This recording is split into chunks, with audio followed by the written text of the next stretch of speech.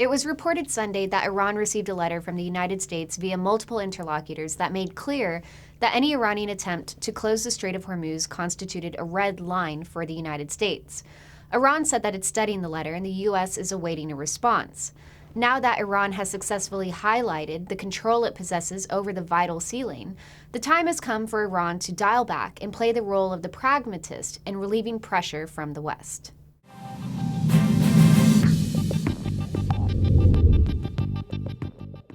At the beginning of the year, Iran completed the first round of military exercises that focused on tactics for closing the Strait of Hormuz.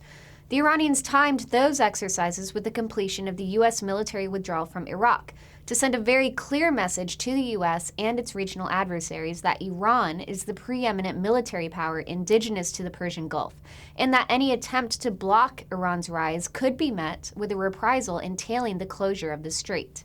The exercises certainly caught the attention of the United States and Iran's neighbors, who are anticipating yet another round of Iranian maneuvers, this time conducted by the IRGC, that will be focused on the Strait of Hormuz, scheduled for late February. Between now and then, however, Iran needs to perform a careful balancing act to preserve the deterrent value of its Hormuz threat without inviting more aggressive countermoves from the West.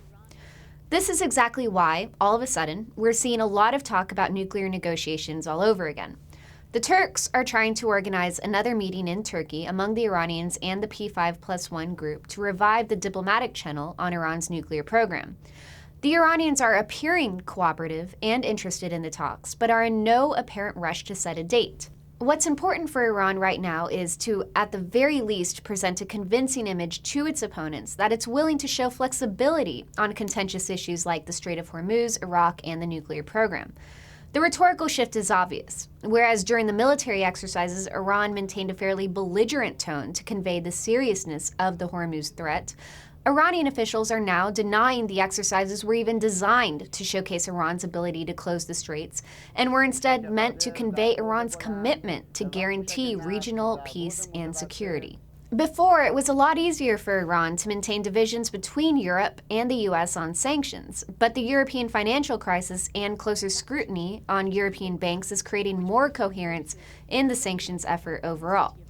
Iran wants to intimidate its neighbors into an accommodation that will favor Iran, but any calculated acts of aggression also run the risk of producing the opposite effect of building up counter-coalitions to Iran. At the same time, Iran still has several factors going for it. Iran is no doubt facing hefty premiums on trade from sanctions overall and is facing greater difficulty in conducting day-to-day business, but the sanctions still have plenty of loopholes for Iran to operate in.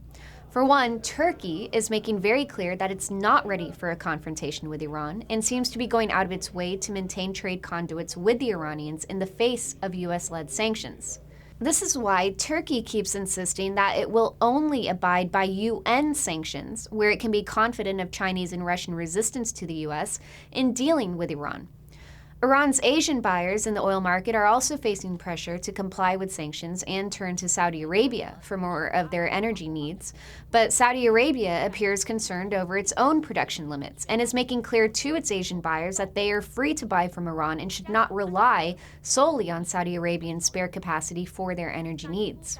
So over the next few days, Iran is going to put on its most pragmatic face when it comes to talk of the Strait of Hormuz and its nuclear program.